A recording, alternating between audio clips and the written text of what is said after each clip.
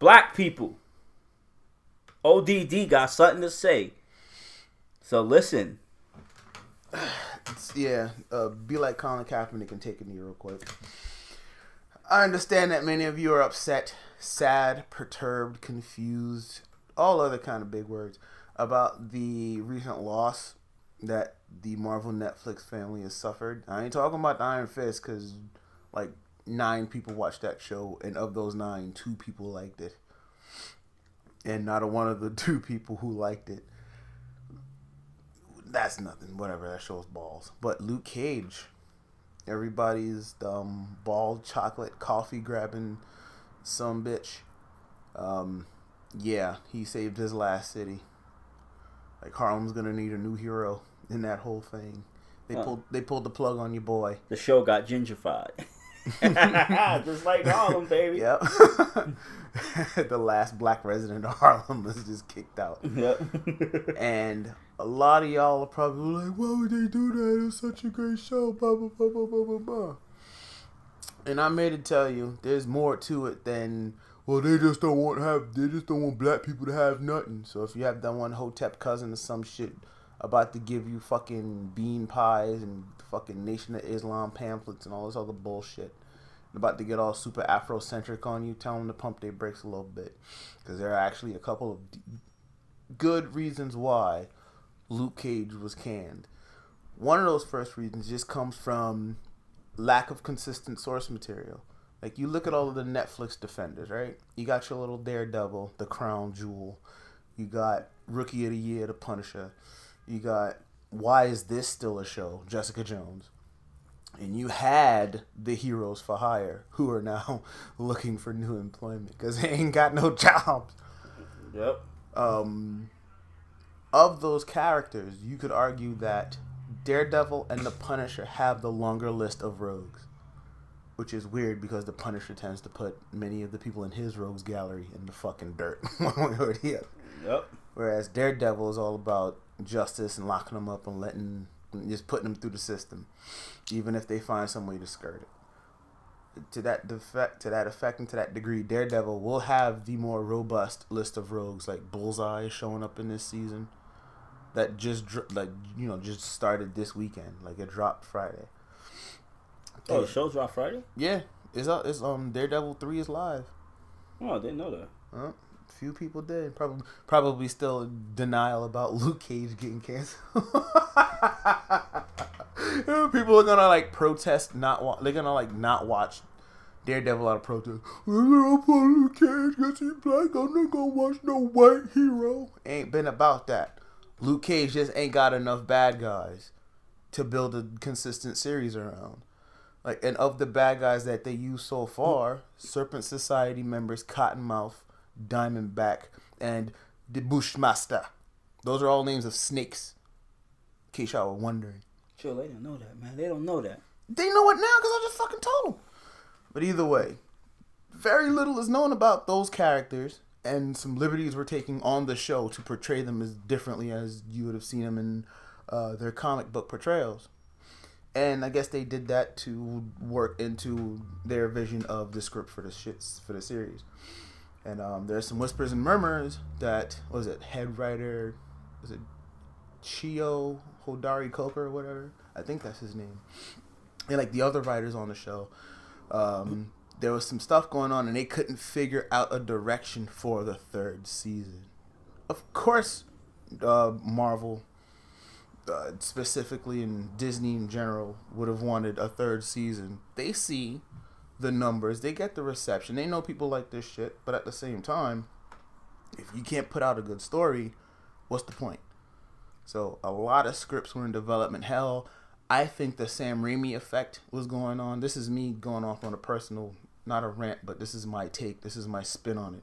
Y'all seen that shit with Spider-Man 3. The story is not new to y'all.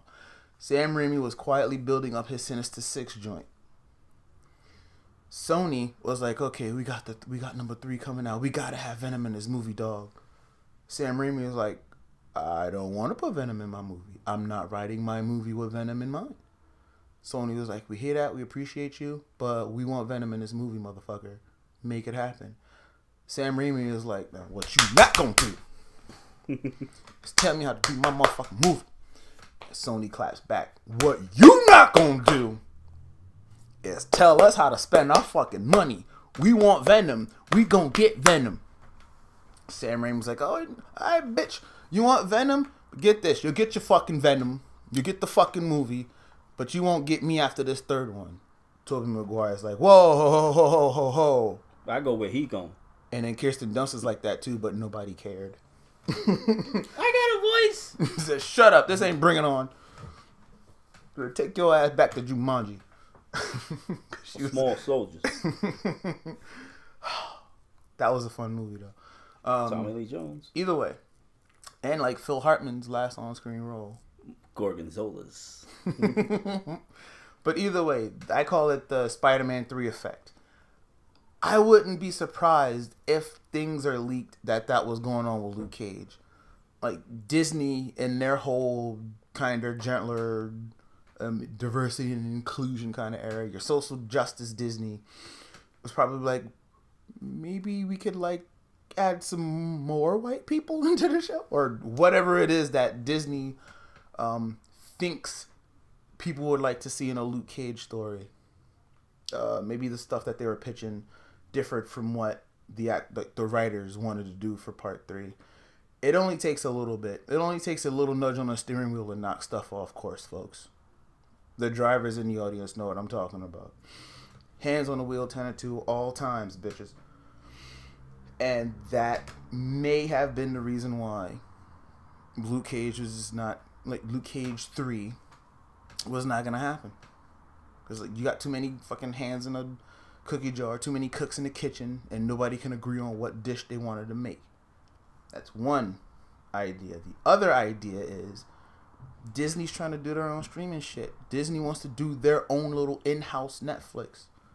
You remember how many Star Wars movies and stuff like that used to be on Netflix? They ain't there now. Yep. Where do you think they're going to go? When Disney gets their little shit going on? Well, they can't use the first 3 anyway because Ted Turner owns that, and Ted ain't giving that up. Oh, he's smart for doing that. That old country bastard. But either way, everything under the sun for Disney. Be it Star Wars minus the first 3 movies, be it Marvel movies or TV shows or cartoons and whatnot. And thanks to that recent merger or the acquisition, probably anything under the Fox brand might end up on the Disney shit, on the Disney streaming whatever. And knowing full well that, like, this ain't no surprise to y'all. Y'all knew Marvel was doing this shit. Rather, Disney was doing this shit. Knowing full well that was in their future plans, how would Disney look still having shit on loan to fucking Netflix just to appease y'all? They ain't give a fuck about y'all. They care about y'all money. And if they can control how that revenue was gotten to them, if they can take off some of that fucking overhead by offering y'all a service, playing with their money, as opposed to, being the first party distributor instead of the third party distributor, that just makes all the business sense in the world. So that's my other theory as to why Luke Cage was cut from the Netflix lineup. And then going back to the lack of rogues for Luke Cage and unwritable stories,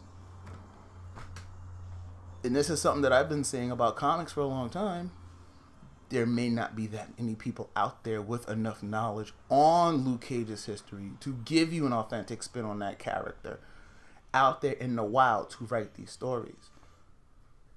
Like, it'd either be some ideas that they have are bumping heads with what Marvel and Disney want to see out there, or maybe they just ain't got no more stories. Like, the well was gonna run dry sooner or later, people. Like, prior to the Luke Cage series, prior to Mahershala Ali crushing it as the G, Cottonmouth, big homie Theo Rossi coming through his shades. You had the big OG coming through his pops. Simone Missick laying that shit down. One Time for Your Mind is Misty Knight. Yep. Before the Netflix series gave y'all these people in real time. And also, big ups to Mike Coulter holding it down as the straw that stirs the drink in that piece. Mr. Coffee himself, Luke Cage. You know, they brought those characters to life for a lot of people who've never read the books. And to that point, a lot of them people don't really understand what those books meant for the times in which they came out.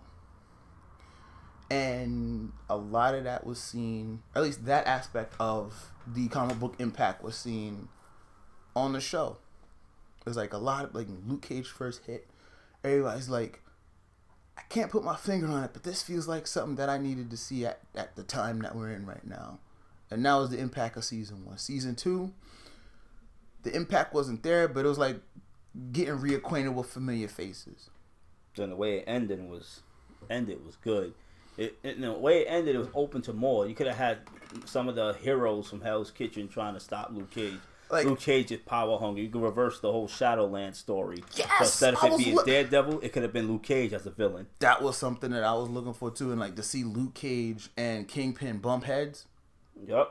That would have been dope. Like that fucking street swagger from your boy Luke Cage, and then to catch Vinny D'Onofrio as Wilson Fisk looking at him like, boy, you punching out your fucking weight class, baby. You know who you stepping to right now? That would have been hot. But you can tell that story in Daredevil. You don't need Luke Cage to have his own series to tell that story. Yeah, but that shit.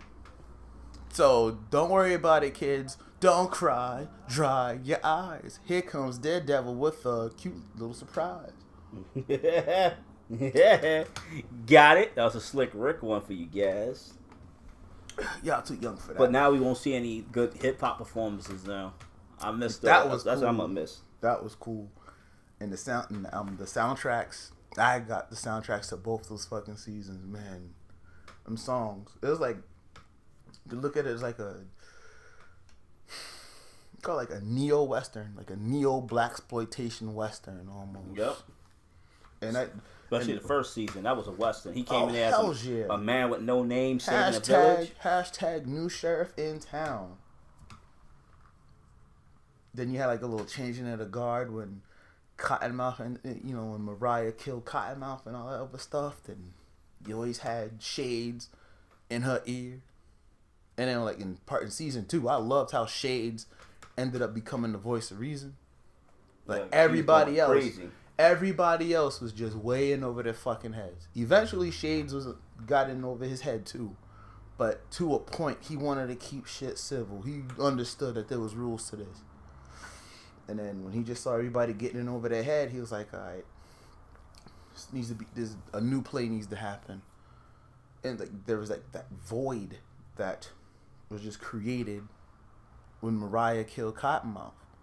Yeah, and that shit was... He held Harlem together. I'm telling you, the good, the bad, and the ugly.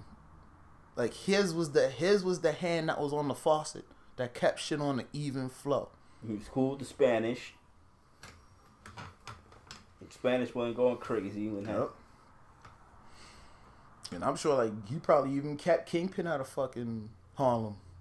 Like you know, I would have liked to have seen that. Like going through season 1, I'm like, I would love to see how Cottonmouth and Kingpin would interact. That would have been a dope scene. But they ain't do that. And remember, she mentioned that in season 1 too. She's like, well, Fisk just got locked up, so we got to be extra careful. Yeah. I was like, oh, I like that. That's cool. That was dope. But sometimes you can just get only so much story off of something that from its source material didn't really give you that much to play with. Like, where would you have taken Luke Cage for a 3rd season? I mean, like I would have preferred they did something with the Shadowland. Like that whole crime scene, the mafioso shit. Yeah. But who knows? I don't know. Maybe the writing wasn't strong enough for that kind of story. Well, they didn't know what to do, so they just stopped. They just killed it. And that's like a bad thing that I see with a lot of Marvel shit, be it comics, movies, or whatever. They just write themselves into a corner and kind of, they either just like introduce a lazy Deus Ex Machina to correct shit, or they just drop it. Yeah, that's what Marvel does. So, but if they want to like make a political point, to stroke an agenda, they'll keep it on forever. It will keep it on forever. So, I dedicate this track to you, Luke Cage. It's your rest in peace song. It's for you, Luke Cage. Nice rest in peace. The boys at the house will miss you. You know. What was the name of the club again? Harlem's Paradise. Yeah. It's for Harlem's Paradise. Shout out to my man Cottonmouth. Word. We never got to see Diamondback come back with a superhuman strength. Yep. Nice, beautiful woman with the afro. The nurse that Jessica Jones killed. She can get it too. You know, just Simone Missick, you held it down as Misty Knight. Yep. You was that. Everybody's always talking about wanting that strong black female or whatever. You got that in Misty And you were Knight. competent. She wasn't like there was no frantic actions behind anything she was doing. Well, up until season 2, but that was like the theme. But she still of held it down. Everybody was just in over their head. But she was more competent than Masani from Punisher. Oh yeah. But Masani, every time she touched something, it fucked up. But you know, who else? Sugar. Shout out to Sugar. Who killed it this season. Sugar was a boss. Sugar, man. It's like Mariah spared you because you took care of her. He said his wife gave me clothes. I'll never forget that. Word. A little goes a long way. Yep. He was legit loyal. I had nothing. He took care of me. That's that old saying. It's like, be nice to somebody short, because you never know when somebody's short. I have to be nice to you, and you got to see that happen full bore. Yep. And like also Theo Rossi, baby. Big shouts out to Shades, man. Yep. Italian, but played a Puerto Rican perfect. Word. And that whole time, you got a whole bunch of angry white people like, ain't enough white people in that show. Shades was right there front and center. Exactly. It's just that he's officially now Hispanic. Because according to the black community, he is black because of... That's it. We had a racial draft. We gave up Tiger Woods. Yep. Because somebody brought... Kanye West for Theo. There we go. I was about to say we tried to bring back Tiger, but we ain't want Tiger no more. We gave up Kanye West and we got Theo Rossi. First round draft pick, baby. Yep. So... yeah, good. I enjoyed it. Bushmaster. Oh, I was word. look forward to seeing more of you. Yes. Rest in peace, Anasi. Yep. You'll be missed. Yeah, man. And everybody that was in that restaurant when Mariah just decided it was time to just fuck clapping. No, it wasn't even clapping. They got a standing ovation. Guns going off. Yeah. Pop, pop, pop, pop. They Took out everybody. It basically was the Derek Lewis knocking out Ivan Drago light. It erupted. It was beautiful. All came down. Yep. Shout out to Rakim killing it at the end. Word. King's Paradise. But this ain't the song. This ain't the beat to King's Paradise. This the nice Jadakiss, Faith Evans, Biggie joint. Nice smooth beat. So that's how we closing out this. With this nice beat. The way us colored people would do. We do it with rhythm and style. And of course, shouts out to Pops. Can't remember the actor's name that played him, but you were the emotional center.